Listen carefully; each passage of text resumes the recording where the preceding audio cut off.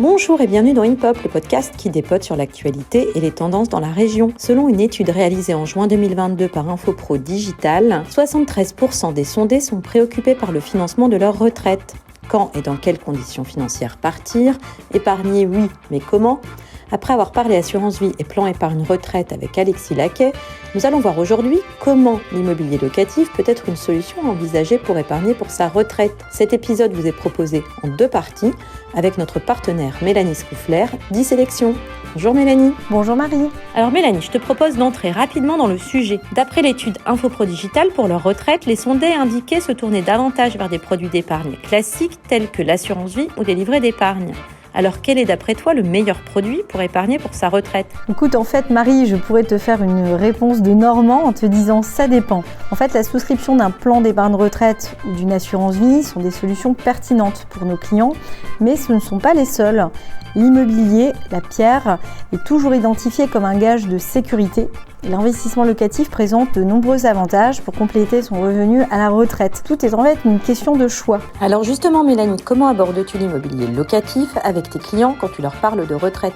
En fait, tout dépend de la situation personnelle de chacun, de son âge, de sa situation familiale, mais aussi de ses capacités d'emprunt et des engagements financiers que chacun est prêt à prendre. Pour faire les bons choix, il faut donc d'abord et surtout se renseigner auprès de son conseiller bancaire qui fera un diagnostic pour évaluer la situation et proposer des solutions adéquates. C'est à partir de là que j'entre en scène, si je puis dire, qu'ensuite au rendez-vous, l'immobilier locatif peut être une solution patrimoniale intéressante pour sa retraite.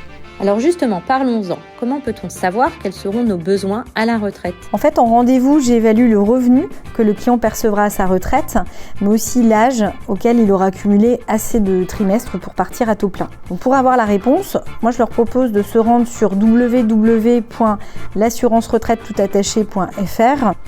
Ensuite, je poursuis vraiment ma phase de découverte du client pour voir avec lui quel est son patrimoine immobilier, à quel âge il peut partir ou souhaite partir à la retraite et quel montant de revenus il veut conserver à ce moment-là.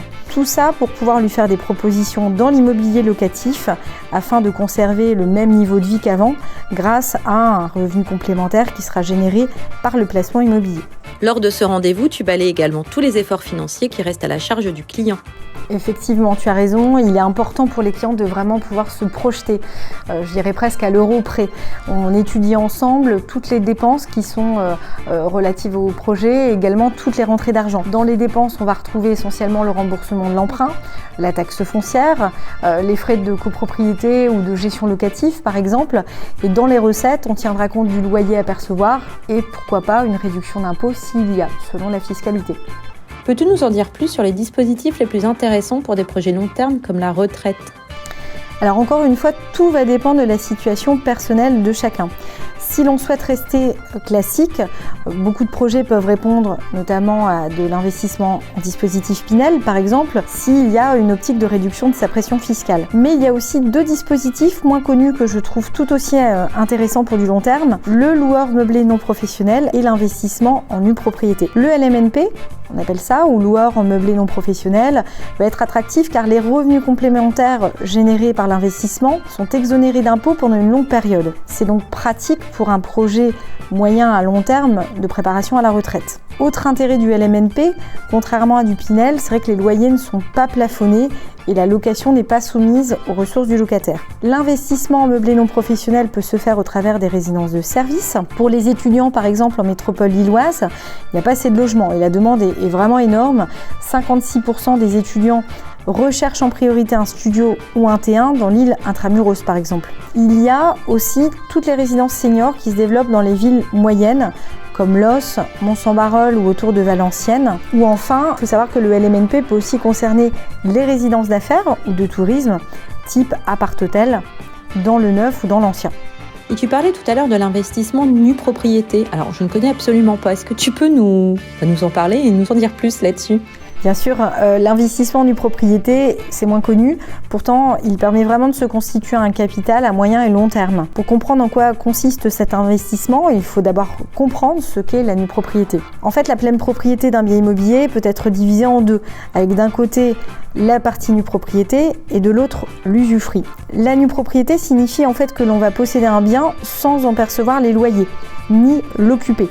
Ce type d'investissement, en fait, se fait généralement avec un bailleur social qui sera donc l'usufruitier et c'est lui qui va percevoir les loyers pendant une période appelée période de démembrement qui sera d'environ 15 à 20 ans. L'intérêt en fait de ce dispositif, c'est vraiment que vous pouvez acheter ce bien avec une décote de 30 à 40% moins cher et pendant toute cette période de démembrement, vous n'avez aucun frais, ni travaux, ni taxes foncières à régler, ni frais de copropriété, ni gestion locative.